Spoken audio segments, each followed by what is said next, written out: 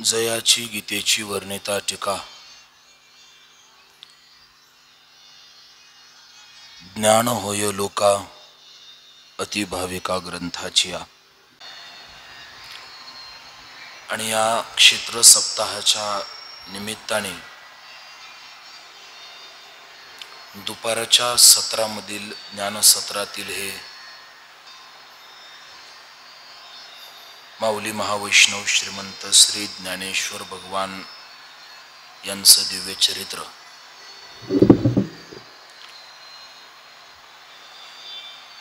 ज्ञानोबा यांचं चरित्र आपण दुपारच्या सत्रामध्ये विचारामध्ये घेतोय। चा भाग पुढे नेऊन ज्ञानोबा यांच्या जन्म प्रकरणापर्यंत काल आपण विचार केला। आता आज काय आपण जास्त कोणत्याही चरित्र भागाला जास्त खोलामध्ये जाणार नाहीये।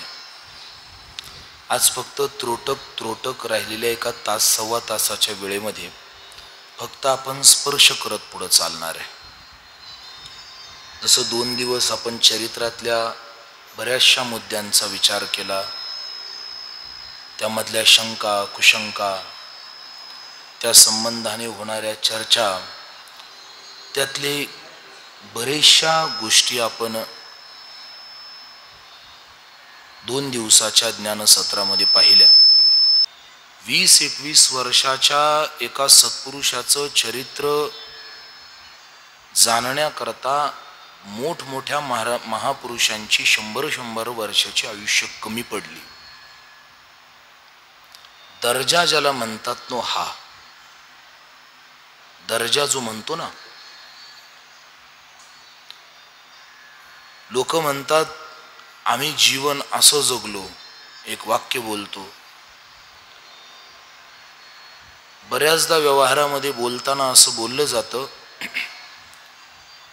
की नाही 100 पैकी 99 लोक आपले झाले नाही तर काय एक तरी आपला येणार, म्हणून लोक त्या एका माणसाचं आपल्या पक्षात असण्याने भूषण वाढवतात। पण बोलू, खरा दर्जा तो आहे की जिथे एकही विरोधक राहत नाही, त्याला खरा दर्जा म्हणतात। आणि ती पद ज्ञानोबा यांनी कमावली। ज्ञानोबा यांनी काय कमावलं हे ज्ञानोबा यांचं विशेष आहे की प्रत्येक संतांनी ज्ञानोबा यांचं वर्णन केलंय, हे ज्ञानोबा यांचं विशेष आहे। असा एकही संत नाही की ज्याने ज्ञानोबा यांचं वर्णन केलं नाही। आणि बोलू, ज्याने ज्ञानोबारायाचं वर्णन केलं नाही, वारकरी मंडळी त्याला मुळातच संत मानत नाही। ज्ञानोबारायांनी किती उंची कमवली आहे, काय वैभव मिळवलंय की वारकरी संतांतील अनेक संतांना, नवे सर्व संतांना ज्ञानोबारायांविषयी आदर, प्रेम आणि सर्वात महत्वाचं म्हणजे जिव्हाळा वाटावा। काय कमवलंय ज्ञानोबारायांनी, किती कमवलंय।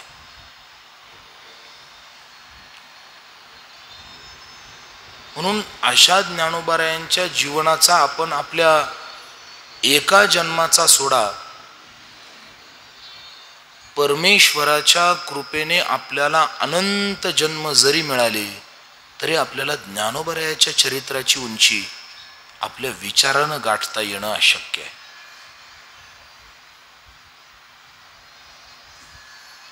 प्रस्तावना खूप जास्त होऊन जाईल,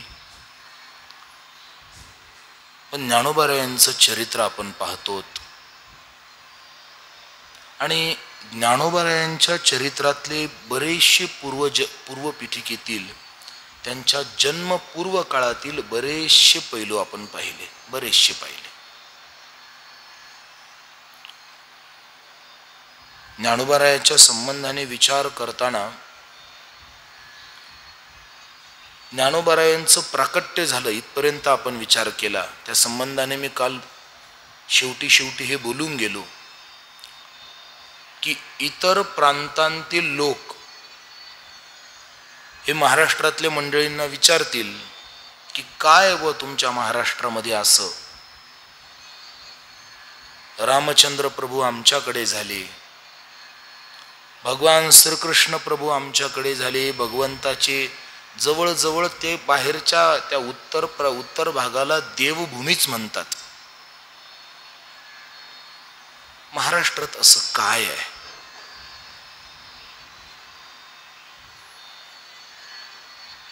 रामचंद्र प्रभू, कृष्णचंद्र प्रभू सगळे देव आमच्याकडे जन्माला आले. महाराष्ट्रात असं काय आहे तुमच्याकडे की तुम्ही इतका अभिमान बाळगता? तर त्याचं गोड उत्तर जुन्या विद्वज्जन मंडळींनी दिलंय. त्याचं उत्तर एवढंच आहे, तुमच्या भागामध्ये रामचंद्र प्रभूंना जन्म घेण्याकरता स्वतंत्र आई शोधावी लागली.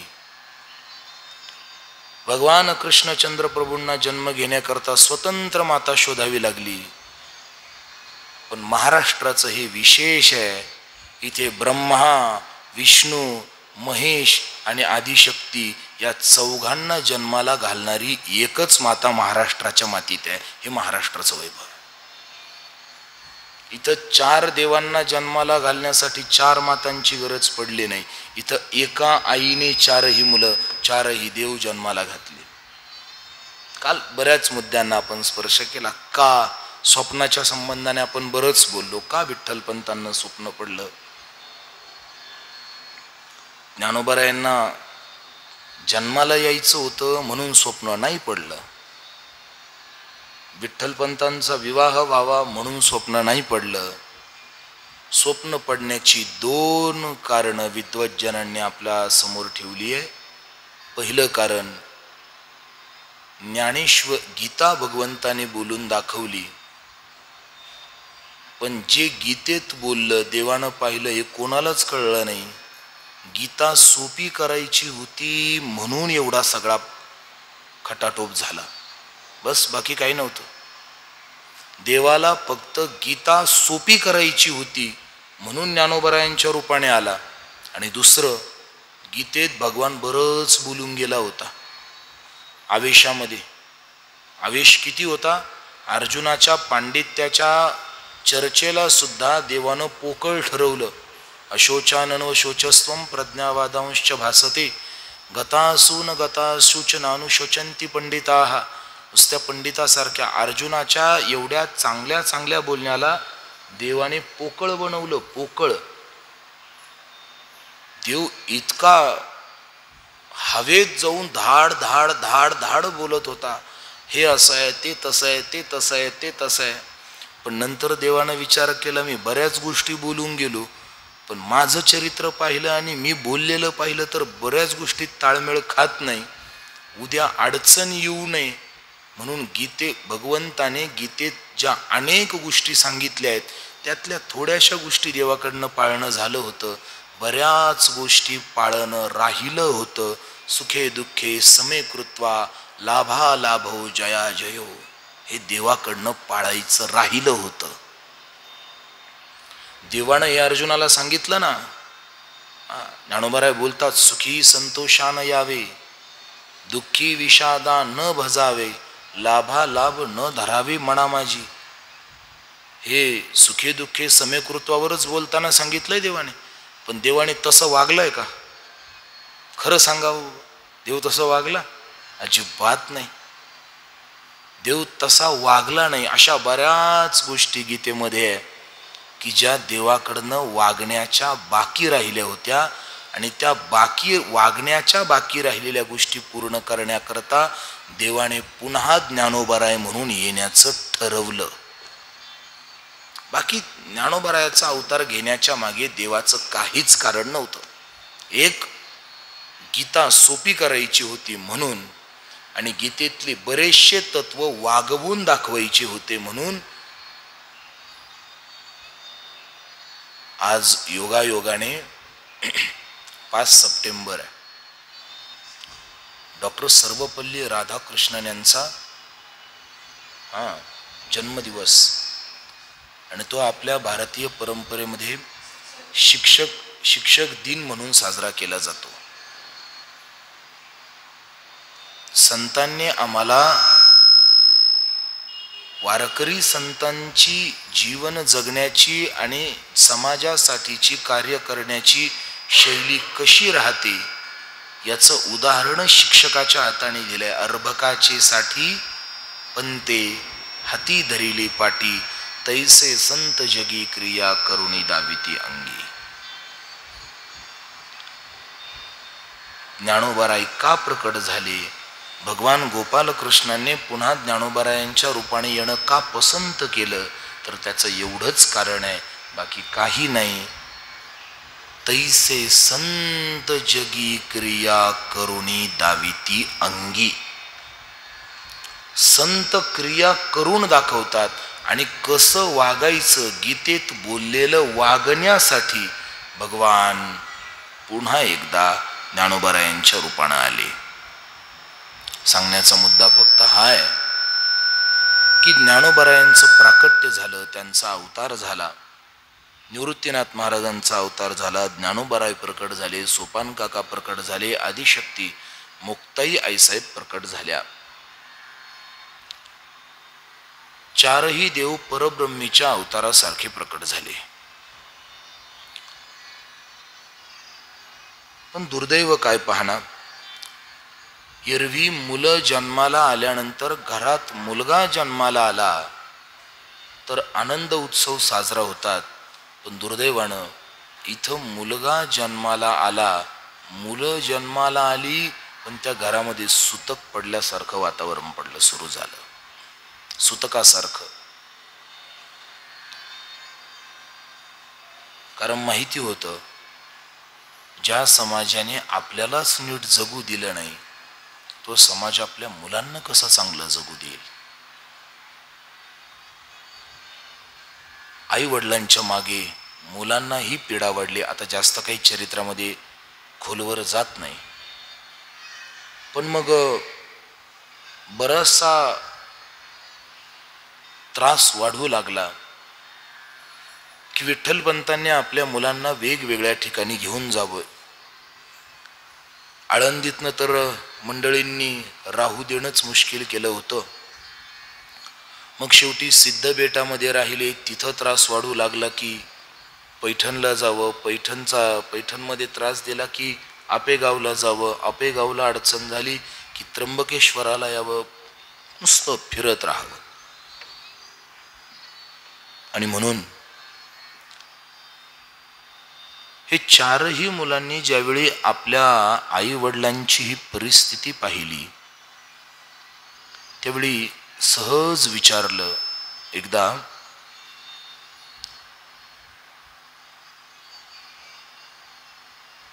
विठ्ठलपंतांना गावातल्या मंडळींनी खूप नको नको ते बोललं.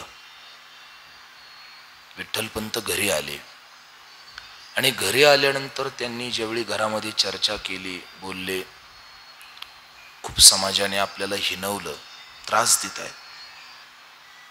त्यावेळी मुक्ताई ज्ञानोबारायांच्या जवळ गेली आणि ज्ञानोबारायांच्या जवळ जाऊन मुक्ताई बोलू लागली, दादा आपण एवढं काय पाप केलं रे, आपल्याला माणूस म्हणून जगण्याचा सुद्धा अधिकार नाही का, कोणतं सत्कर्म करण्याचा आपल्याला अधिकार नाही का. तेवढे ज्ञानोबाराय मुक्ताईला जवळ घेता आणि समजून सांगतं, मुक्ती असं काही नाही एवढं.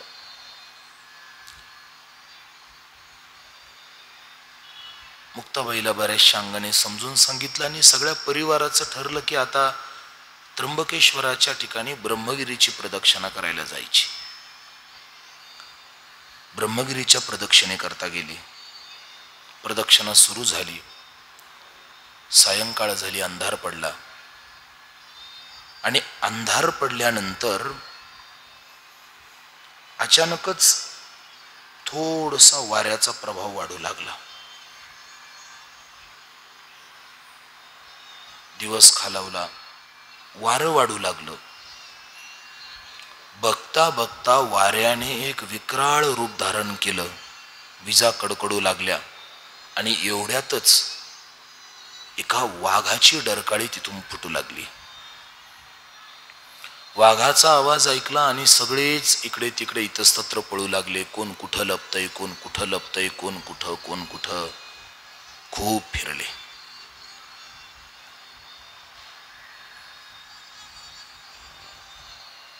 बऱ्याच वेळानंतर परिस्थिती सावरली.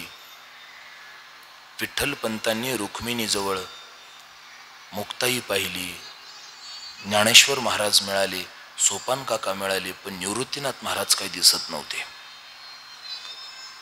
निवृत्तीनाथ महाराज कुठेतरी एका गर्द गुहेमध्ये पळत पळत गेले.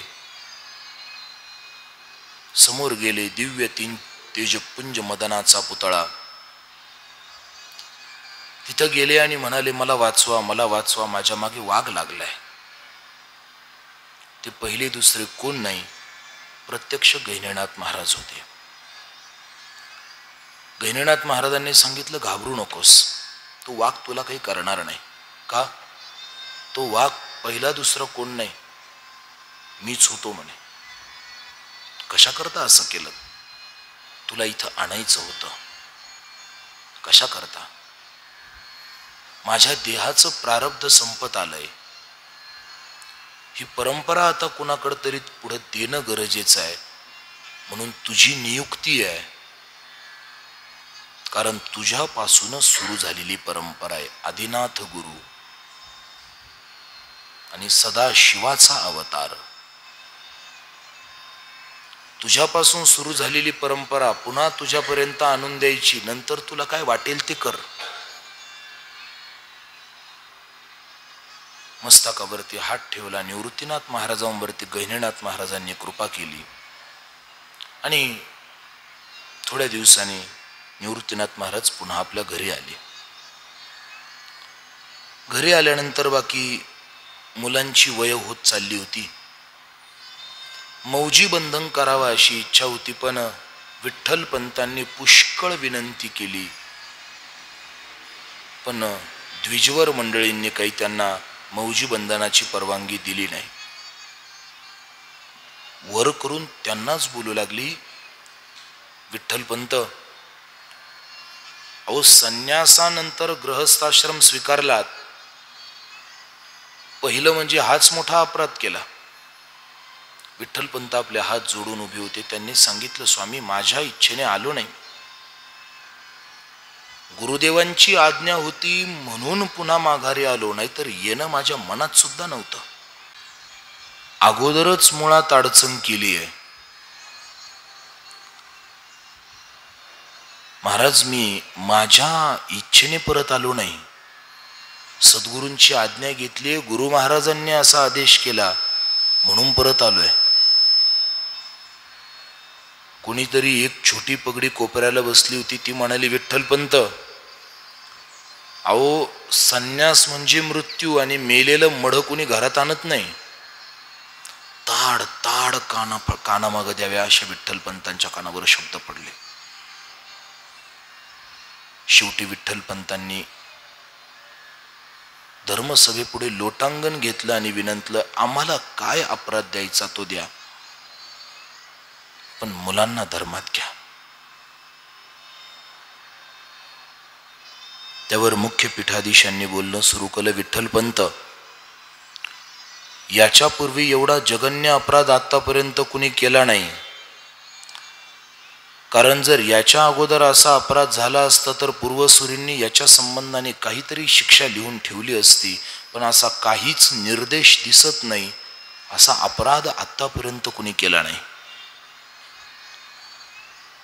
विठ्ठलपंतांनी घाबऱ्या नजरेने पुढे बोलणं केलं, महाराज याच्या अगोदर असं जर काही झालं नसेल तर माझी आपल्याला विनंती, आपण अधिकारी आहात, आपण काहीतरी पर्याय द्यावा, काहीतरी पर्याय द्यावा.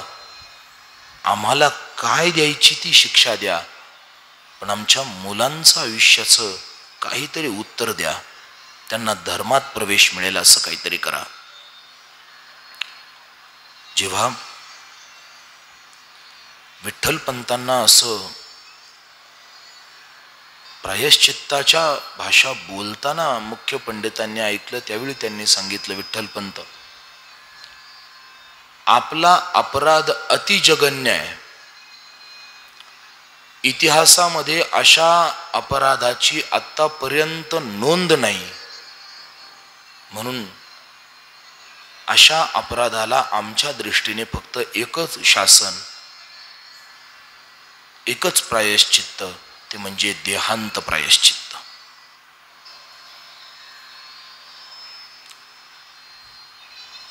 विठ्ठलपंतांच्या अंगावरनं वारं गेल्यासारखे विठ्ठलपंत उभे राहिले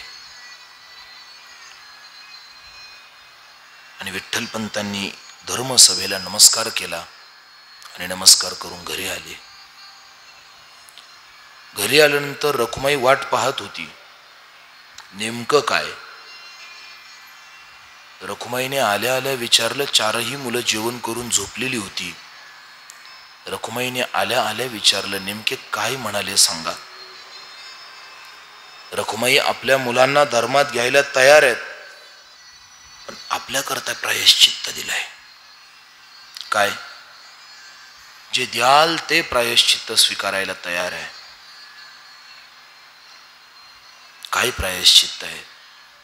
रखुमाई आपल्या दोघांना देहांत प्रायश्चित्त सांगितले. रखुमाई आईसाहेबांनी स्वीकारलं. महाराज, फक्त एक विनंती केली. महाराज, जास्त नाही, मला फक्त आजची एक रात्र एवढी फक्त उसने द्या, एवढी एक रात्र उसने द्या. उद्याचा दिवस मला माझ्या प्रपंचात पोटभर जगू द्या. उद्या रात्री आपण प्रायश्चित्त घेऊ. उद्याचा दिवस फक्त. दुसऱ्या दिवशी सकाळ झाली. विठ्ठलपंतांनी दिनचर्या आवरली, झोळी घेतली आणि झोळी घेऊन गावामध्ये भिक्षे करता गेले. काय 2-4 घरची भिक्षा मिळाली असेल ती असेल. घरी आले. रखुमाईच्या हातात काय मिळाली तेवढी भिक्षा देऊन टाकली आणि रखुमाईच्या हातात भिक्षा देऊन विठ्ठलपंत बोलले, रखुमाई, हे घे, आज आपल्याकडून पोरांना शेवटचं भोजन, याच्यानंतर भोजन नाही. रखुमाईने विठ्ठलपंतांच्या हातातनं ती झोळी घेतली, मध्ये आली, स्वयंपाक सुरू केला. आज चुलीचं आधन वेगळं पडत होतं. का कळत नव्हतं, पण रोज दणदणा पेटणारी चूल सुद्धा आज लाकडाला अग्नी देत नव्हती.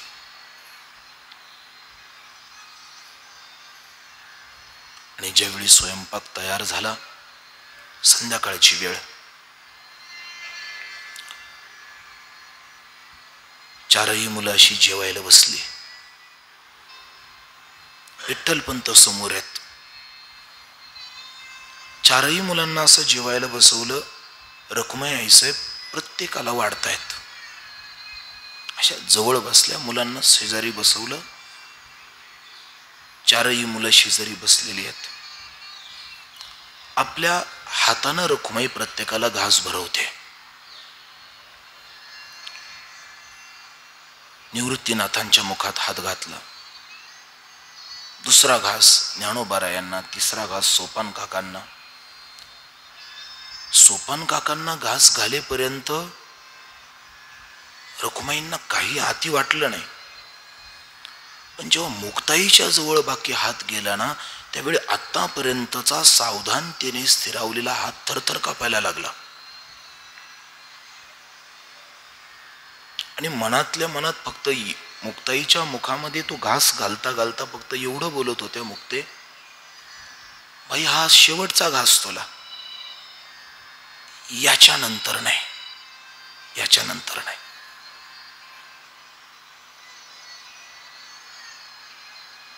चारही मुलांना जीव घातलं.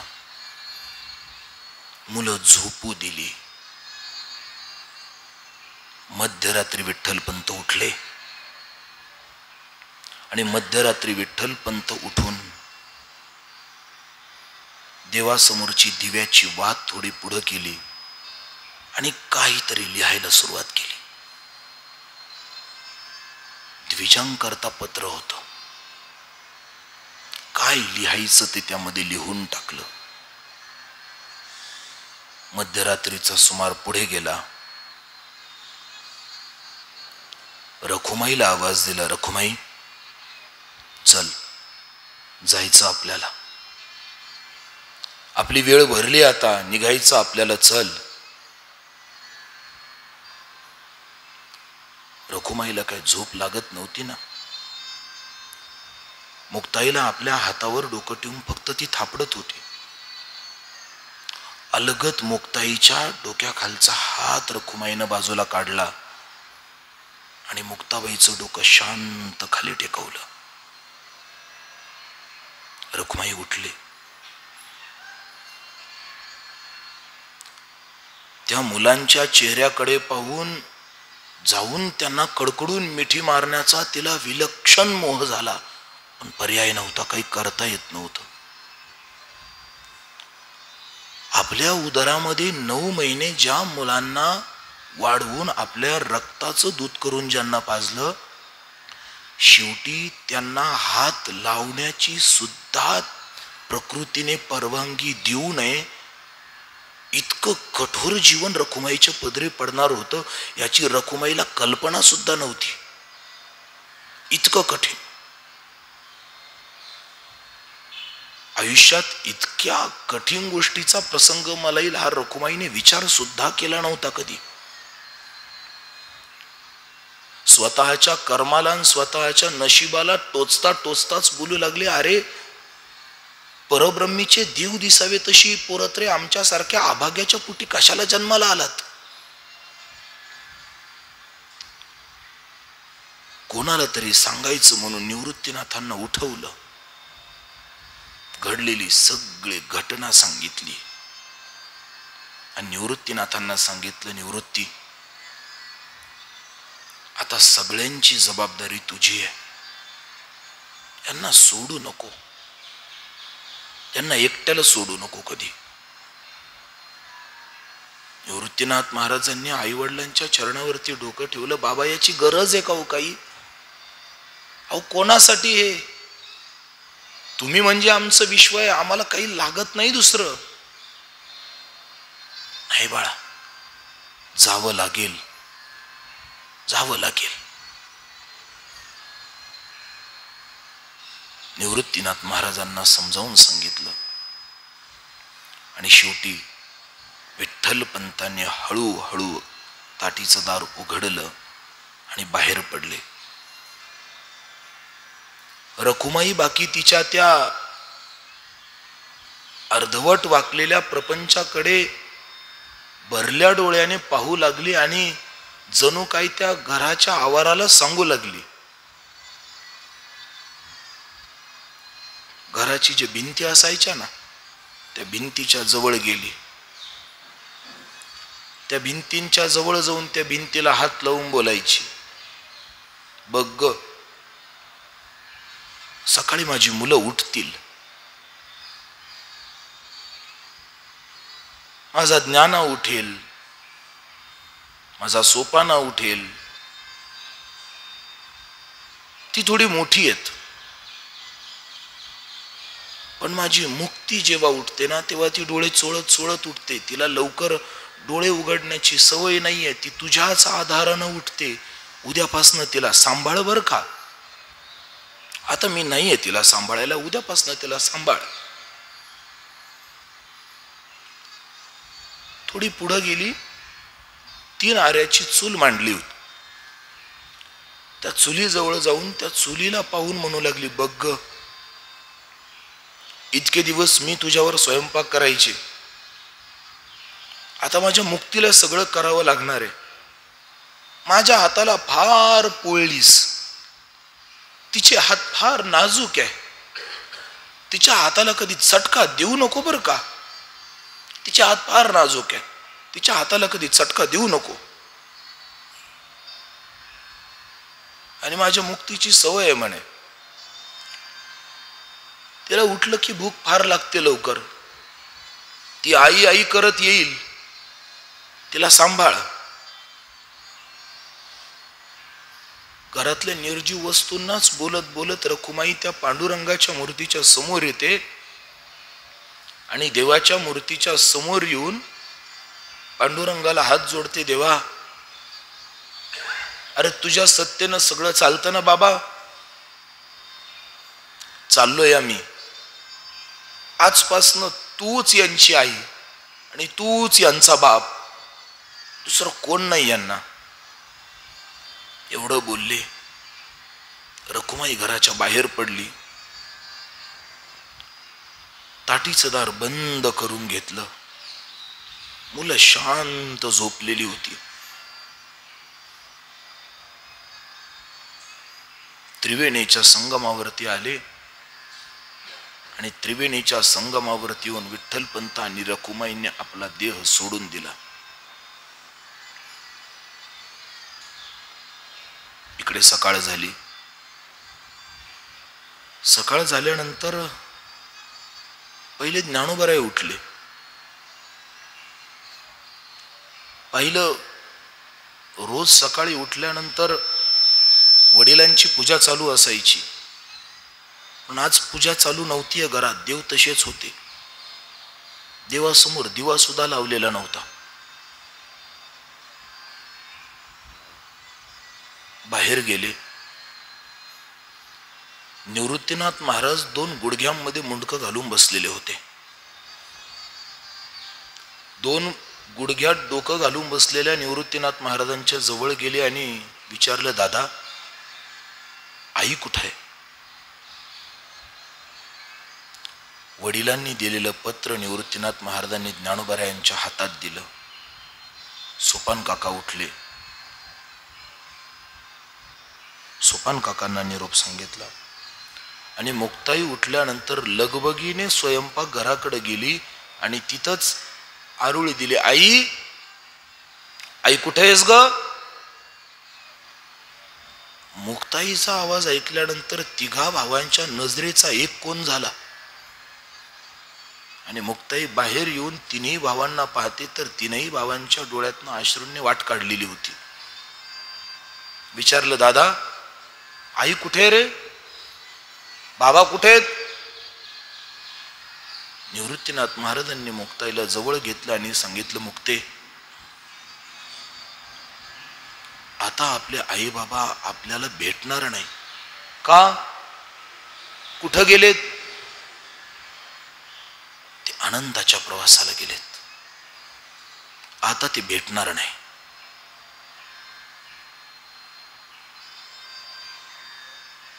सांत्वना झाली.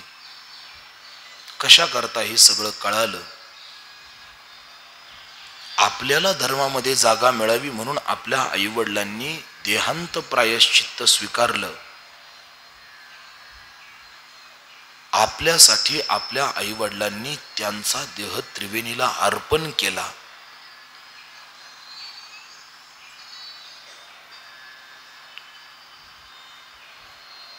मग ज्याच्यासाठी आपल्या आईवडिलांनी देह समर्पण केला ते काम आता आपण पूर्ण केलं पाहिजे. म्हणून पुन्हा ही 4ही भावंड धर्मसभेच्या पुढे गेली आणि धर्मसभेच्या पुढे जाऊन धर्मसभेला विठ्ठलपंतांना लिहिलेलं पत्र दाखवलं आणि सांगितलं, आमच्या आई वडिलांनी तुमच्या सांगण्यावरनं देहांत प्रायश्चित्त घेतलंय. आता आमचं मौंजी बंधन करून द्या. हसू लागली कर्मठ मंडळी. अरे, आई बाप ही नासके आणि नासक्याची पोरही नासकी म्हणे.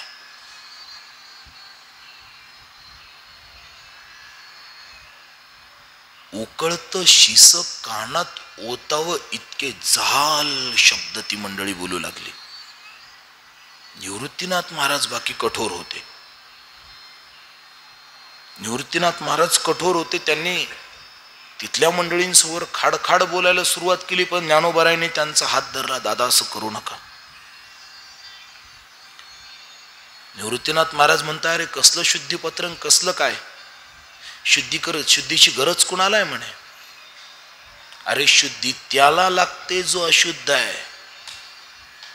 मी कुठला अशुद्ध आहे म्हणे, कोण आहे मी. यम आत्मम स्वत्तानंतु परिच्छन्नेन दिग्धता. मी कोण आहे, अहम ब्रह्मास्मी, मी वासुदेव तत्वता. कोण आहे मी. मला अशुद्ध करेल अशी जगात शक्ती नाही आहे.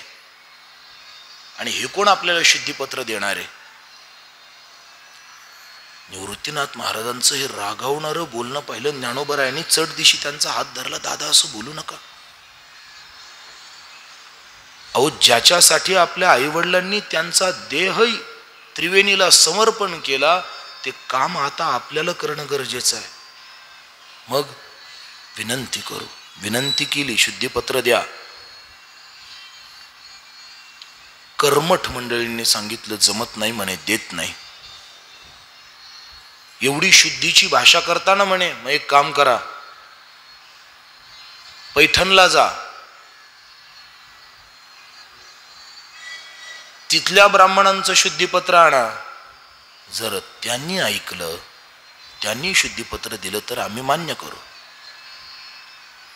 म्हणून चारही भावंडांनी धर्मसभेला नमस्कार केला आणि निघाले पैठणच्या वाटेला. पैठणच्या वाटेला निघाले आणि पैठणला प्रवास करत करत मजल दर मजल प्रवास करता करता शेवटी पैठणमध्ये आले. आणि पैठणमध्ये आल्यानंतर कुणाचा परिचय नव्हता.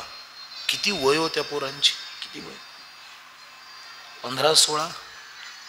निवृत्तीनाथ महाराजांचं वय होतं 17-18 वर्ष वय. ज्ञानोबरायांचं 16, सोपान काकांचं 14 आणि मुक्ताई तर नुसती 12 वर्षाची एवढी शिवची होती. पैठणमध्ये आले. पैठणमध्ये परिचयाचं कोण नव्हतं, होतं फक्त एक मामाचं घर. कारण रखुमाई आईसाहेब या मूळच्या पैठणच्या होत्या, देवकुळेंच्या घरातल्या. आजही पैठणमध्ये देवकुळ्यांची आळी आहे. आणि ज्ञानोबरायांचे मामा कृष्णाजी पंत देवकुळे, त्यांच्या घरी गेले.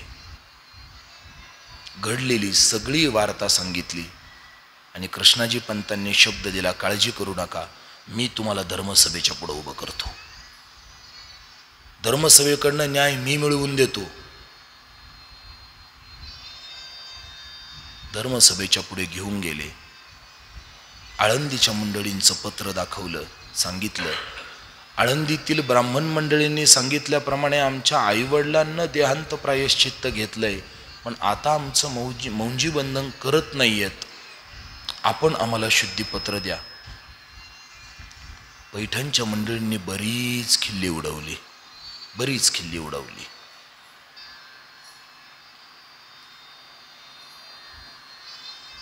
संन्याशाची पोरं म्हणून पैठणमध्ये इतकं हिणवलं महाराज.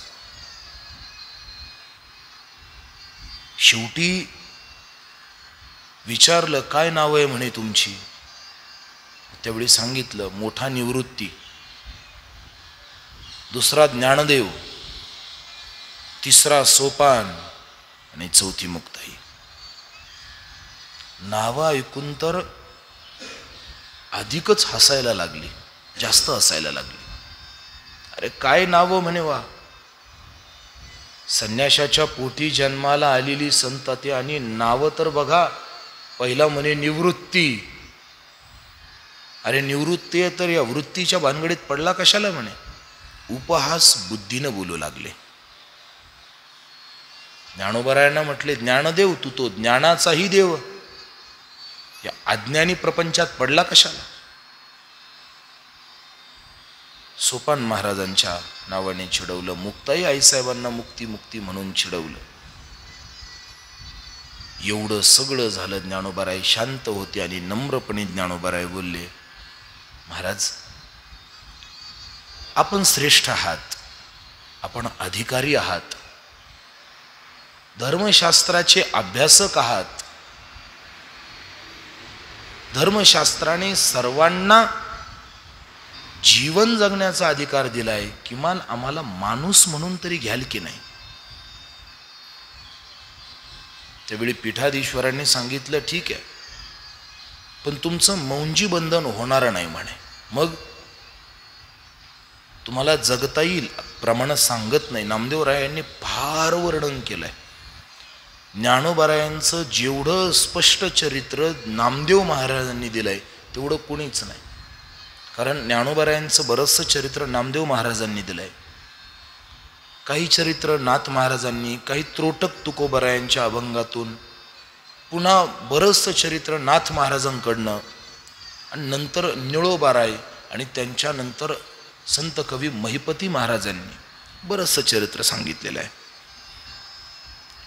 पण प्रमाणबद्ध मानलं जातं ते म्हणजे नामदेव महाराजांचं. कारण ज्ञानोबाराय आणि नामदेव महाराज हे समकालीन होते.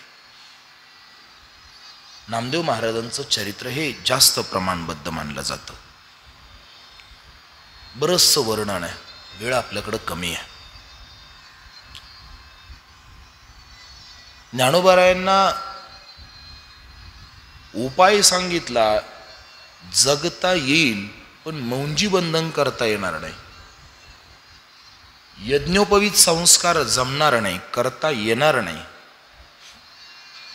तुम्हाला वैदिक देवपूजा करता येणार नाही, वैदिक विधी करता येणार नाही, वैदिक जीवनच जगता येणार नाही. मग तुम्ही अंत्यजांची सेवा करावी.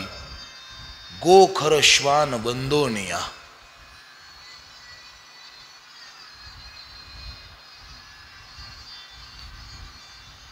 वन्य प्राणी जीवांच्या समोर वंदन करायचं, तुम्ही देवाला हात जोडायचे नाही. बऱ्याच गोष्टी सांगितल्या. आणि शेवटी निवृत्तीनाथ महाराज चिडले. चैतन्याच्या आणि एकरूपतेच्या भूमिकेच्या गोष्टी बोलू लागल्या. सकाळी जसं बोललं,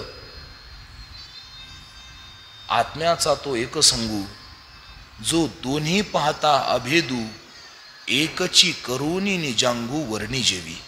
ज्ञानोबारायांनी अनुभवामृतामध्ये हे भाष्य केलंय. अहो, आम्हाला हिणवता, आम्ही काय देवापेक्षा वेगळे आहेत का? जो देव तुमच्यात आहे तो आमच्यात आहे. ममई वांशो. तुमच्यात आणि माझ्यात फरक नाहीये. विटंबना करण्यासाठी सहज एक रेडा चालला होता. विचारलं, का रे एक एक म्हणता, तो रेडा दिसतोय का म्हणे. रेड्यावाल्याला बोलवलं, हे रेड्यावाल्या इकडे ये म्हणे. त्याचं नाव पण आलेलं आहे चरित्रामध्ये, पण आता ते माझ्या लक्षात नाहीये. वाकोबा कोळी. वाकोबा कोळी. त्या वाकोबाला बोलवलं, इकडे ये म्हणे. विचारलं, नाव काय या रेड्याचं? त्याचं नाव ज्ञाना. हसले. नाव जुळलंय, आत्मा जुळतंय का पाहू. ज्ञानेश्वर महाराजांनी सांगितलं, करायचं काय?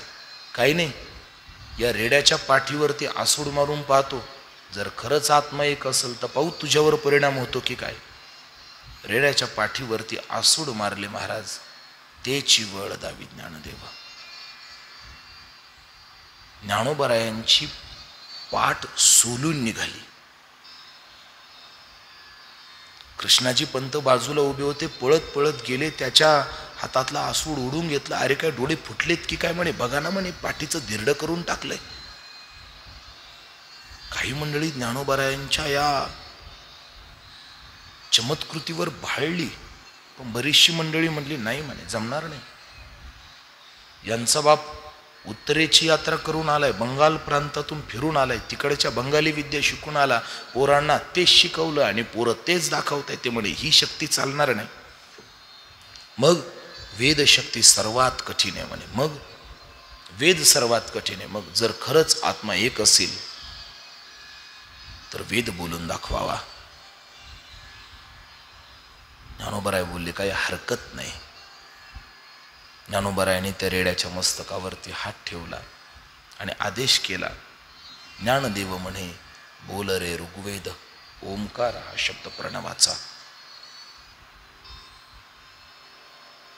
आश्चर्य आहे की रेडा वेद बोलू लागला. रेडा वेद बोलल्यानंतर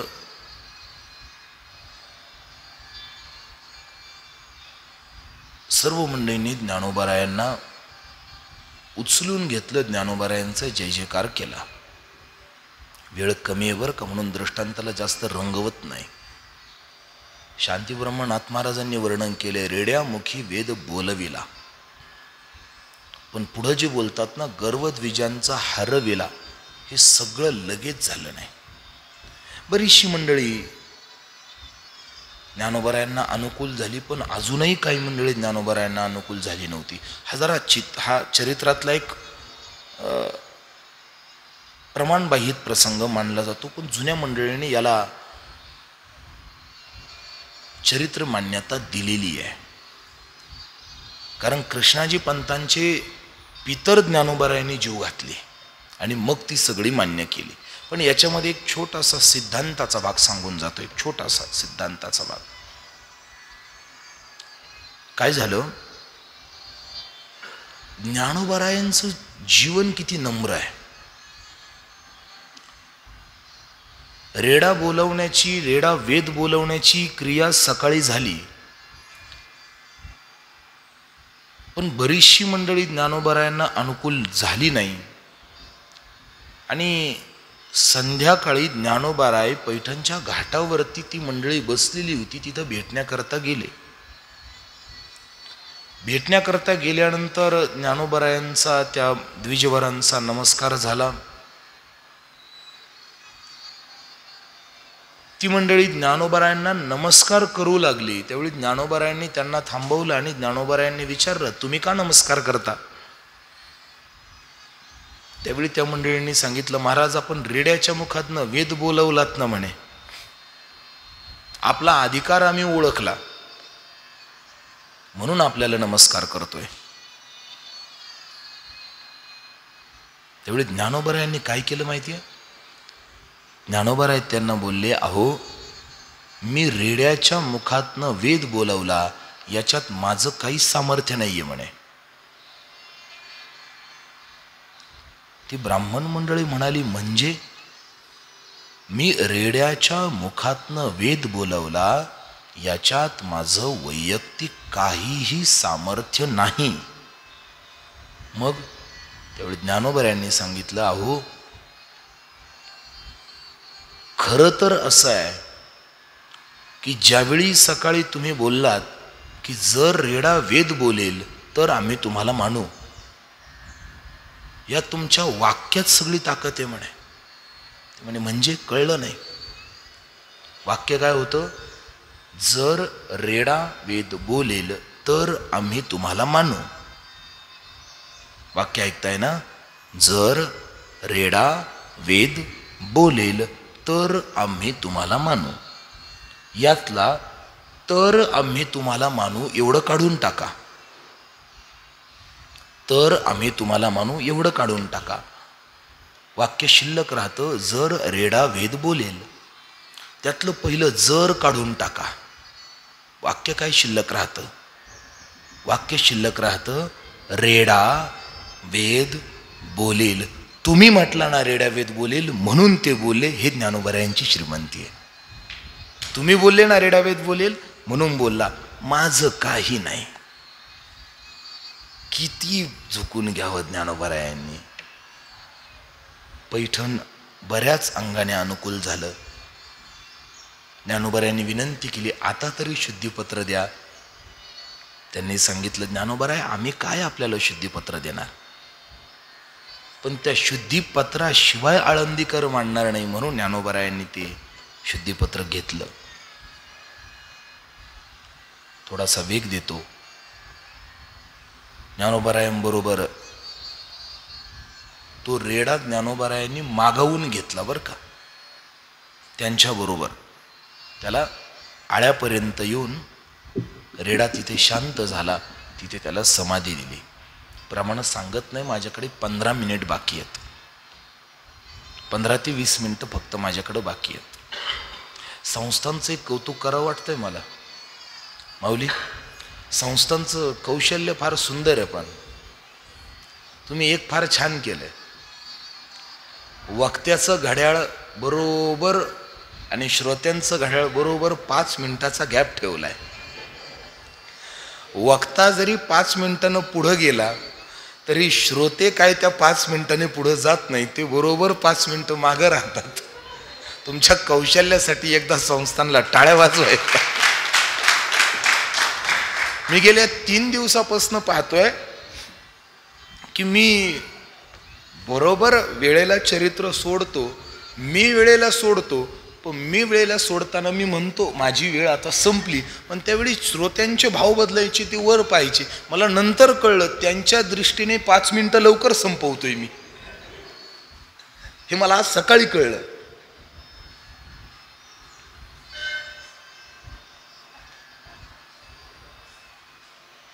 हे शहाण्या माणसांची कामं आहेत. इथं जातीचीच माणसं पाहिजे. कीर्तन जरी 4-5 मिनिटं पुढं मागं झालं तरी श्रोत्यांची वृत्ती ढळू नये याचा श्रोत्यांच्या संबंधाने आणि कीर्तनकाराने सुद्धा अतिरिक्त वेळ घेऊ नये म्हणून दोघांसाठी वेळेची सुनियोजित व्यवस्था केलेली आहे. अधिक वेळ घेणार नाही, पुढे पुढे जातो. पुढे चांगदेव महाराजांचा गर्वहरण केला. मेले माणूस जिथं उठविलं. मध्यंतरी हा जो प्रसंग मला विस्ताराने बोलायचा आहे थोडासा, तो म्हणजे प्रवास करता करता नेवासे क्षेत्रामध्ये आले. आता थोडा पुढचं चरित्र मी धावतं सांगणार. मला जे 2-3 मुद्दे जे विस्तार करायचे ते मला इथे आहेत. विस्तार म्हणजे जास्त नाही, अगदी त्रोटक, अगदी त्रोटक. इथं आले आणि येता येताच बाबाजी थावरे नावाच्या एका सद्ग्रस्ताची प्रेतयात्रा चाललेली होती. त्यांची पत्नी सती जाण्याकरता निघाली. ज्ञानोबारायांना पाहिलं. जाता जाता संतांचं दर्शन घ्यावं म्हणून ज्ञानोबारायांच्या चरणाचा स्पर्श केला, आशीर्वाद दिला. पण आशीर्वाद दिला तो सौभाग्यवतीचा. सांगितलं महाराज कसं शक्य आहे, माझ्या पतीचं प्रेत चाललंय, मी सती चालले, मेले माणूस जित उठवील, वेळ काळा ते ग्रासी लगा. बाबाजी थावरेंना उठवलं, चैतन्य जागृत केलं म्हणून बाबाजी चैतन्य. आणि त्यांना उठवलं का तर काम पुढचं होतं. सच्चिदानंद बाबा आदरे लेखकू जाहला. इथे ज्ञानोबाराय, इथेच बर का, या भूमीत ज्ञानोबाराय येऊन थांबलेले आहेत. कोण नेवासे क्षेत्राला काय समजतं मला माहिती नाही. नेवासे क्षेत्राला कोण काय समजतं मला माहिती नाही, पण माझ्या दृष्टीने नेवास फार महत्वाचं आहे, फार. 4ही भावंड इथे आले होते, साधी गोष्ट नाहीये. इथे ते बसले होते आणि या दगडाला ज्ञानोबारायांनी स्वतःच्या पाठीचा स्पर्श केलाय. किती मोठी गोष्ट आहे. मी त्या दिवशीच प्रवचनात बोलून गेलो, त्या दिवशी बोलून गेलो, क्षेत्र महात्म्यात हे बोलून गेलोय मी. देव कुणाला मान्य करायचा कुणाला नाही मला माहिती नाही, पण तुम्हाला अजूनही जर दगडात चैतन्य पाहायचं असेल तर फक्त इथे एकदा या मंदिरात या, आतमध्ये एक पाऊल टाका. मी अजिबात ते फार असं जाणवलं आणि तसं जाणवलं, मला हे थोतांड नाही बोलणार मी, अजिबात नाही. मला इथं आल्यावर फार अमुक वाटलं, कोणती तरी चैतन्य जाणवलं इथं आल्यावर, हे नाही बोलणार मी, अजिबात बोलणार नाही. हे बोलणारे किती खरे असतात मला माहिती आहे. मला काय जाणवतं काय नाही, मला ते बळच तुमच्याकडनं काढूनही घ्यायचं नाहीये. फक्त मध्ये जा, तो समोरचा खांब आहे ना त्याला फक्त हात लावा आणि हात लावून बोला की हा निर्जीव आहे. या खांबाला हात लावा आणि हात लावून बोला फक्त हे निर्जीव आहे म्हणून. कोणीही सांगावं नाही जाणवत, नाही जाणवत हे निर्जीव, त्याला हात लावून दाखवा. कोण्या तरी माणसाच्या शरीराला स्पर्श केल्यावानी वाटतंय ते. नेवाशात बाकीची दगड नाहीत का? नाही, खूप आहेत. त्या दगडांना हात लावल्यावर असं का जाणवत नाही? का जाणवत नाही? पण याला हात लावल्यावर जाणवतं कुणीतरी आहे. मी थोतांड बोलत नाही, मी विज्ञानात शिकलेला माणूस आहे. मी या गोष्टींना मानत नाही. पण मी बरेच असे लोक पाहिलेत की जी देव मानत नाही. बरेच असे मी मोठमोठे लेखक पाहिलेत, बरेच मोठमोठे कवी पाहिलेत मी की जे देव मानत नाही, पण आपल्या काव्याचा प्रारंभ करताना ते या दगडाला डोकं टेकून जातात. इथं येऊन या दगडाला डोकं टेकून ती लोक जातात. किती मोठं कुतूहल आहे. देवाला मानत नाही, पण याच्यातल्या चैतन्याला मानतात. परमेश्वराला मानत नाही, पण या दगडातल्या चैतन्याला, या खांबातल्या चैतन्याला मानतात. का? ज्ञानोबरायांनी याला पाठ लावली आहे. ज्ञानोबरायांचा देह काय असेल? राजस सुकुमार मदनाचा पुतळा, रवी शशी कळा लोपलिया. अहो, ज्या देहाच्या चैतन्यासमोर रवी चंद्र सूर्य फिके पडतात, तो देह किती कोमल असेल. ज्ञानोबरायांच्या देहामध्ये किती कारुण्य असेल. त्यांच्या देहात किती मातृत्व असेल. बोलू. अहो, रडणाऱ्या लेकराला जर त्याच्या आईचा स्पर्श झाला तरी ते लेकरू शांत होतंय. रडणाऱ्या लेकराला जर त्याच्या आईचा स्पर्श झाला तरी ते लेकरू शांत बसतंय. जगाला ज्या माऊलीने पोटात घेतलं त्या माऊलीचा स्पर्श किती किती करुणा संपन्न असेल, आणि त्या माऊलीने याला स्पर्श केला. किती भाग्यवान आहे दगड. मंदिर नंतर झालं ना. मंदिराच्या खाली मातीच होती ना. ज्ञानोबा राहिले तेव्हा मातीच होती ना. त्या मातीच्या कणांना ज्ञानोबरायाचे चरण लागलेत. ते चरण किती कोमल असतील. मी भावनात्मक बोलतच नाहीये, मी वस्तुस्थिती बोलतोय. ज्ञानोबरायांचा देह किती पवित्र होता. एरवी ज्या देहाच्या संबंधाने अपवित्र बोललं जातं, त्या ज्ञानोबरायांचा देह किती पवित्र होता. त्याचा स्पर्श याला झालाय. ज्ञानोबरायांच्या देहाचा स्पर्श. बोलू. ज्ञानोबराया समाधीत आळंदीला. आपण काही ज्ञानोबरायाचा देह पाहिला नाही. कोणी पाहिला नाही. ज्ञानोबरायाचा देह कोणी पाहिला? कुणीच पाहिला नाही. ज्ञानोबराय कसे होते? पण खरं सांगू, ज्ञानोबरायांच्या देहाला जर आपल्याला स्पर्श करण्याची संधी मिळाली असती, काय बोलतोय ऐका बरं का. मी एका फार वेगळ्या भूमिकेवर आहे.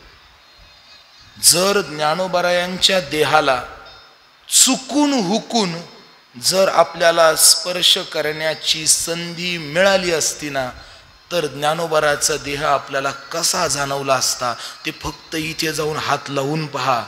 जसा हा जाणवल ना, तसे ज्ञानोबराय जाणवले असते. इतकं कोमल आहे तो दगड. कोणी म्हणावा हा निर्जीव आहे. अरे, देव न मानणारे मोठमोठे लेखक डोकं टेकून जातात. ज्ञानोबरायाचा विजया आले. आणि इथं येऊन सद्गुरु श्री निवृत्तीनाथ महाराजांकडनं आज्ञा घेतली आणि गीतेवरती अस्खलित भाष्य दिला. गीता अलंकार पहिल्या अध्यायापासून. किती विशेष पहा ना. जगात ज्ञानोबरायांनी जे ज्ञानेश्वरीवर भाष्य दिलंय, असं भाष्य जगाच्या पाठीवर कोणीच दिलं नाही. तुम्ही भारतभर फिरा, जगभर फिरा, तुम्हाला गीतेवर अनंत टीका सापडतील, अनंत बर का, अनंत टीका सापडतील तुम्हाला. पण तुम्ही मला अशी एक टीका दाखवा जी धर्मक्षेत्रे कुरुक्षेत्रेच्या अगोदर सुरू झाली आहे. नाही, सगळ्या टीका धर्मक्षेत्रे कुरुक्षेत्रे समवेता युयुत्सवः मामका पांडवाश्चैव किम कुर्वत संजय, त्याच्या पुढं सुरू झाल्यात. पुढे जगातली ज्ञानेश्वरी ही फक्त एकमेव अशी टीका आहे. ज्ञानोबारायांचं हृदय किती मोठं आहे, त्यांनी आपल्याला धर्मक्षेत्रे कुरुक्षेत्रे पचवण्याची सुद्धा अगोदर तयारी करून दिली आहे. जवळजवळ त्याच्या अगोदर 80-85 ओव्या ज्ञानोबाराय, 90 ओव्या जवळजवळ ज्ञानोबारायांनी त्याच्या अगोदर दिले आहेत. जे धर्मालय म्हणजे इथून पुढं गीतेचं व्याख्यान गीतेनुसार सुरू आहे. तत्वज्ञान पुढं अशोचापासून सुरू होतं. पण जगाच्या पाठीवर प्रत्येक टीकाकारानं बोलताना धर्मक्षेत्रे कुरुक्षेत्रे पासून सुरुवात केली आहे. ज्ञानोबारायांचं फक्त एक वैभवशाली विचार क्षमता होती, एक श्रीमंत बुद्धी आणि एक श्रीमंत DNA ज्ञानोबारायांचा इतका होता की त्यांनी संजयाच्या पण आणि धृतराष्ट्राच्या अगोदर ज्ञानोबारायांनी बोलायला सुरुवात केली. गीतेवरती सर्वात मोठी आणि प्रभावी टीका मानली जाते ती जगद्गुरु आद्य शंकराचार्यांची. जगद्गुरु शंकराचार्यांचं गीताभाष्य प्रसिद्ध आहे, प्रसिद्ध आहे. कधी वेळ मिळाला तर पहा, फार सुंदर आहे, अप्रतिम आहे. पण आचार्यांनी सुद्धा बोलताना धर्मक्षेत्रे पासून पुढं पाऊल टाकलंय, त्याच्या अगोदरचा विचार नाही केला, नाही केला ना. बोलू बोलू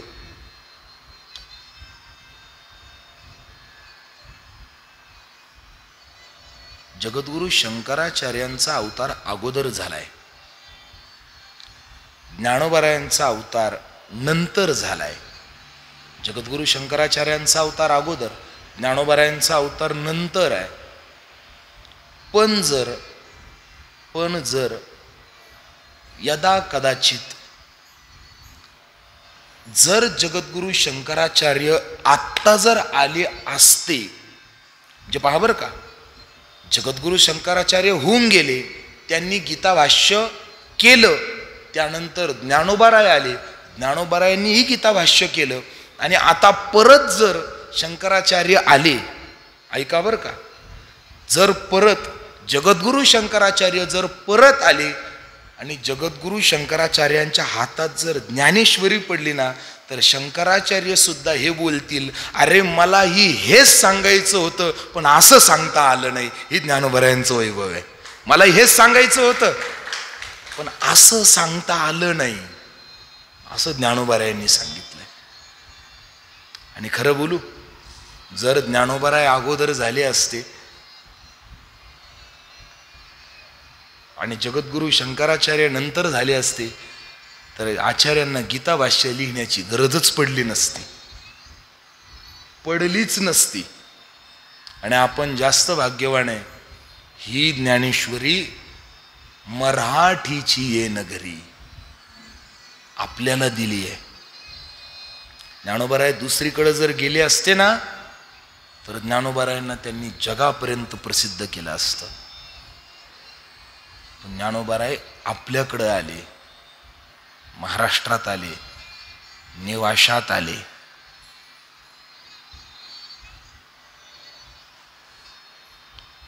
ज्ञानेश्वरी झाली, किंबहुना तुमचे केले, धर्म कीर्तन हे सिद्धी नेले. बरंच बोलण्यासारखं, वेळ संपते माझी. अमृतानुभव झाला, ज्ञानेश्वरी झाली. पुढे चालून चांगदेव महाराजांना हेलकावा देऊन आळंदीला गेले. चांगदेव महाराजांचं एक मोठं चरित्र आहे बरं का, ते 7 दिवस चाललं इतकं मोठं आहे. चांगदेव महाराजांचं स्वतंत्र चरित्र निळोबारायांनी लिहिलेलं आहे. जास्त नाही, 4-5 अभंगामध्ये आहे. एक 4-5 अभंगामध्ये चांगदेव महाराजांचं सगळं चरित्र आहे. पण एक अभंग 100-150 चरणांचा आहे. एक 120 चरणाचा, एक 125 चरणाचा, एक 150 चरणाचा, एक 180-82 चरणाचा, 4-5च अभंग आहे, पण सगळं चरित्र आहे. चांगदेव महाराजांना तिकडे आळंदीला भेटायला आले. मग कशावर? चालविली जड भिंती, हरली चांगयाची भ्रांती, मोक्ष मार्गीचा सांगाती ज्ञानोबा माझा. नंतर बराच काळ ज्ञानोबारायांनी नामदेवरायांबरोबर ती तीर्थयात्रा केली. तीर्थावळी प्रकरण फार मोठं आहे. नामदेवरायांची तीर्थावळी फार गोड आहे, पण नामदेवरायांची तीर्थावळी फार गोड आहे. तीर्थयात्रा झाली. आळंदीमध्ये मांडे भाजण्याचा प्रसंग, असे बरेच छोटे मोठे प्रसंग ज्ञानोबारायांच्या चरित्रात येतात. आणि शेवटी ज्ञानोबारायांनी आता ज्ञानेश्वरी झाली, अमृत अनुभव झालं, चांगदेव 65 झाली.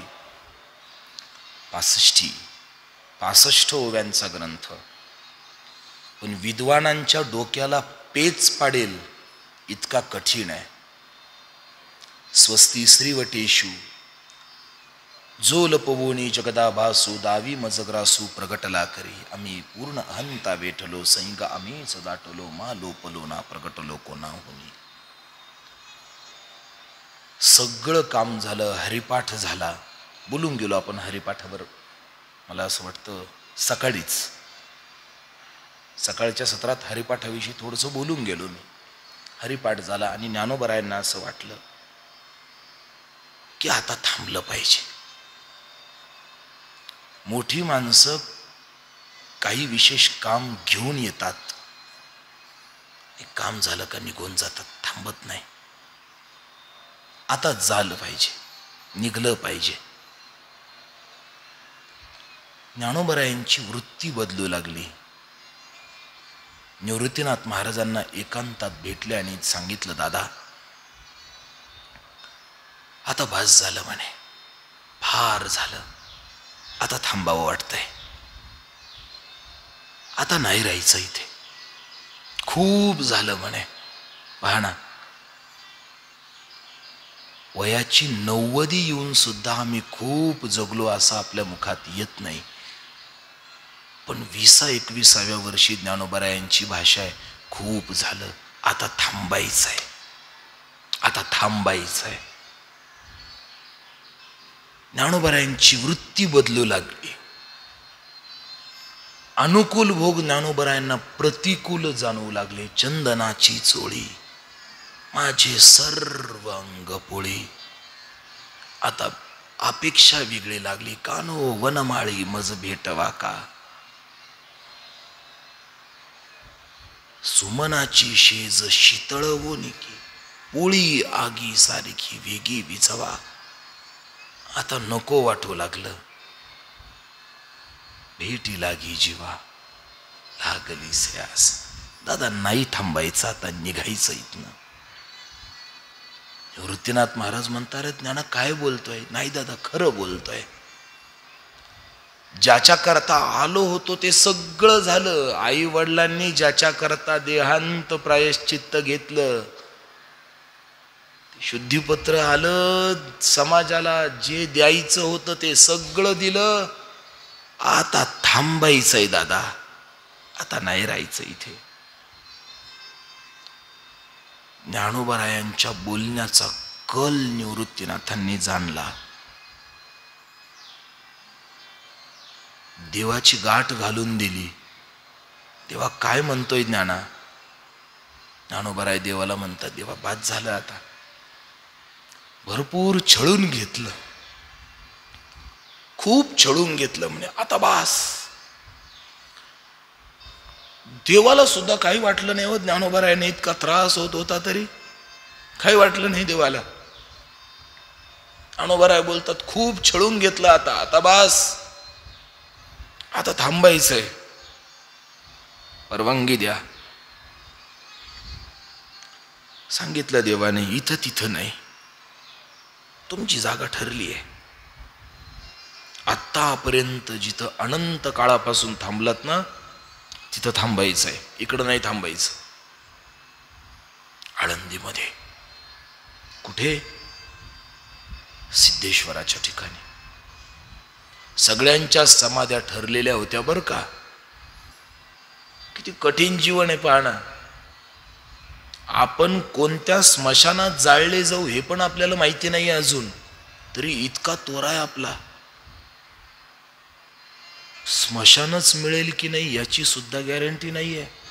2 वर्षापूर्वी पाहिलं, काहीच नशीब नाही आलं लोकांना, काही नशिबात आलं नाही. विचार करा, ज्यांना आपल्या समाधीच्या जागा सुद्धा माहिती होत्या, ते किती भयंकर आयुष्य जगलेत. ज्ञानोबरायांना वाटलं असतं तर हे सगळं सहन करण्याच्या अगोदर समाधीचा तो नंदी बाजूला सरकून आतमध्ये जाऊन बसले असते.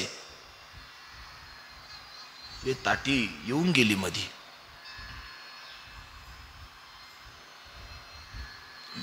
किती कठीण आहे. वेळ होईपर्यंत थांबणं किती. बोलू, थोडस बोलू. ज्ञानोबारायांना समाजाची उपरती व्हावी, आपण इतकं छळलं हो त्यांना. आईला कधी लेकराचा कंटाळा येतो का? आईला लेकराचा कंटाळा येतो नाही, पण माऊलीला आपला कंटाळा जाणवला हो. आपण इतके निर्दयी आहेत. माऊलींना थांबावं वाटलं आपल्यापासून, त्यांना थांबावं वाटलं. आपण इतके निर्दयी आहेत, आपण इतके निष्ठुर आहे. ज्या आईला कधीच कुणाचा कंटाळा आला नाही, जिने आपल्याला सगळ्यांना पोटात घेतलं, आजही घेऊन आहे. ज्ञानोबराय आजही आपल्याला सांभाळत आहेत. पण तिच्या मुखातनं भाषा आली, देवा आता थांबायचंय, बास झालं, खूप झालं, आता थांबायचंय. इतकं छळलो आपण ज्ञानोबरायांना, इतकं छळलंय. सांगितलं इथं नाही, आळंदीत तिथी ठरली, वेळ ठरली, निरोप गेला सर्वांपर्यंत. ज्ञानोबराय आळंदीपर्यंत आले. ज्ञानोबरायांबरोबर सगळी मंडळी आळंदीला येऊन थांबली आहे. समाधीचा काळ जवळ आला. सगळी संतांची पंक्ती आळंदीमध्ये येऊन थांबली. दशमीचे दिवशी केली प्रदक्षिणा, अनेक कीर्तना संत उभे. आळंदी क्षेत्रामध्ये संतांचं, महानुभावांचं, महान पुरुषांचं येणं झालं. दशमीच्या दिवशीचं कीर्तन उभं राहिलं. कीर्तन झालं, रात्रभर जागर झाला. रात्रंदिवस त्याही केला हरी जागर. हरिदिनी थोर कृष्ण पक्षी, मग केले स्नान भागीरथीचे तिरी. संत महंता भारी पूजे केले, अवलोकिले डोळा अंतर बाहेरी. मग सिद्धेश्वरी येते आले, सिद्धेश्वरा लागी पूजिले निवळ. मागितले स्थळ समाधीसी, गंगा आणि गिरिजा निळकंठ ईश्वर. केला नमस्कार नामा म्हणे. कोणती जागा आहे? समाधीची जागा सांगितली ज्ञानोबरायांची. अष्टोत्तरशे वेळ समाधी निश्चळ, पूर्वी तुझे स्थळ वाहनाखाली. उठविला नंदी शिवाचा ढवळा, उघडली शिळा विवराची. आसन आणि धुनी मृगछालावर, पाहती ऋषेश्वर ओसंडोनी. माझी समाधी पाहिली जुनाट, केवळ वैकुंठ गुह्य गौप्य. नामा म्हणे देवा पुरातन स्थान, ऐसे नारायणी दाखिले. नामदेव महाराजांनी देवाला विचारलं, हे काय? ही ज्ञानोबरायांची अनादी काळापासूनची समाधीची जागा आहे. नामदेवरायांनी नारा विठा गोंदा महादा पाठविला. झाडविली जागा समाधीची, हरिदिनी जागर केला निशिदिनी, उदयिक पारणी द्वादशीची, गंगा गिरिजा राही रखुमाई भामा, उठिल्या रांधण्या वारण्याच्या, नाना प्रकारे पाकते अपार, मुनी ऋषेश्वर बोलविले, वैष्णव देव आणि आले सुरगण, करोनिया स्नान इंद्रायणी, पिंपळाचे पारी, बैसविल्या पंक्ती, पात्रे ते श्रीपती वाढू लागे. पिंपळाच्या पारावरती ज्ञानोबाराय, निवृत्तीनाथ महाराज, सगळी संत मंडळी आलेली भोजना करता बसली आणि स्वतः भगवान ज्ञानोबारायांच्या मुखी घास भरवताय. नामा म्हणे देवा करणे साहित्यासी, येतो कासा 20 जीव माझा. ज्ञानोबारायांना समाधी देण्याकरता सगळे आले. लावविला दीप निरंजन ज्योती, प्रकाशला दीप्ती तन्मयाच्या, उजुनी समाधी निघाले बाहेर, प्रेमे ज्ञानेश्वर डुल्लतसे, अनुमानिले स्थळ सभोवती सारे, धन्य ज्ञानेश्वरे कृपा केली, देव आणि नामा रखुमाई राही, स्पुंदती ठाई ठाई संतजन.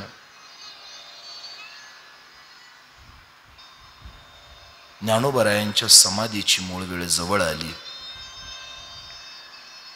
ज्ञानोबाराय समोर समाधीकडे चालते होत आहेत. पुढे ज्ञानेश्वर जोडोनिया कर, बोलतो उत्तर स्वामी संगे.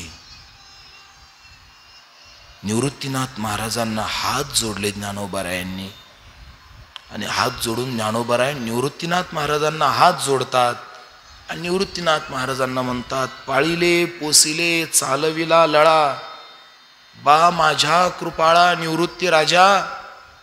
दादा, आई वडील गेल्यानंतर तू आमचा बाप झाला, तूच आमची आई झाला, आम्हाला पाळलं, आम्हाला खाऊ पिऊ घातलं. एवढं नाही, तू किती उपकार केले रे बाबा. स्वामीशी योगे झालो स्वरूपाकार, उतरलो पार माया नदी. तू नुसता भाऊ म्हणून नाही रे राहिला, माझा गुरु झालास. अरे तुझ्या कृपेने मी सगळं करू शकलो रे दादा. निवृत्तीनाथांनी ज्यावेळी ज्ञानोबारायांचे शब्द ऐकले, निवृत्तीने हात उतरिला वदना. निवृत्तीनाथांनी ज्ञानोबारायांच्या मुखावरन हात फिरवला. त्यागिले निधान आम्हा लागी, नामा म्हणे देवा देखावे ना मज. ब्रह्मी ज्ञान राज मिळविला, सर्व स्वस्ती क्षेम वैष्णव मंडळी. बैसले ते पाळी समाधीच्या, पताकाच्या छाया दुनावती फार. सिद्ध ज्ञानेश्वर तेव्हा झाले, अजान वृक्षदंड आरोग्य अपार. समाधी समोर स्थापिला. ज्ञानोबारायांच्या समाधी जागेच्या समोर अजानाचं वृक्ष स्थापन केलं. कोरड्या काष्ठा फुटी येला पाला, तेव्हा अवघी आला नमस्कारी. ज्ञानोबारायांच्या समाधीचं द्वार पुढे सज्ज झालं. परिसा भागवते केला नमस्कार, सारे लहान थोर जमा झाले. सकळाची या पायी नमियेले नमना, केली प्रदक्षिणा समाधीशी. ज्ञानोबारायांनी सगळ्यांना हात जोडले. सगळा समाज ज्ञानोबारायांना समाधी देण्याकरता उपस्थित आहे. आणि हात जोडून ज्ञानोबाराय सगळ्यांना म्हणतात, अहो चाललो आम्ही, येतो आता. तुम्ही फार सांभाळलं, तुम्ही फार जीव लावलात. आमच्याकडनं काही चुकलं असेल तर आम्हाला माफ करा. आम्ही संन्याशाची पोर आहेत, आम्हाला माफ करा. परिसा भागवते केला नमस्कार. ज्ञानोबाराय खाली उतरू लागले. प्रथम पाहेरी बाहेरील जेथे, पहिल्या पायरीवर पाऊल टाकलं. भगवान पंढरीनाथ तिथं उभे आहेत. उभा पंढरीनाथ भेटावया. देव म्हणे बापा अमृत निधी पाठ, फार केले कष्ट जगासाठी. भगवान ज्ञानोबरायला म्हणतात फार खस्ता खाल्ल्या जगासाठी बाबा. देव निवृत्ती यांनी धरले दोन्ही कर, जातो ज्ञानेश्वर वैसावया. नदीचिया मासा घातले माझवन, तैसे जनवन कालवले. दाही दिशा धुंद उदयास्तावीन, तैसेची गगन चालविले. जाऊनी ज्ञानेश्वर बैसले आसनावरी, पुढे ज्ञानेश्वरी ठेविली. ज्ञानदेव म्हणे सुखे केले देवा, पाद पद्मी ठेवा निरंतर. 3 वेळा तेव्हा जोडिले करकमळ, झाकिले डोळे ज्ञानदेवे. भीममुद्रा डोळा निरंजन मैदान, झाले ब्रह्मपूर्ण ज्ञानदेव.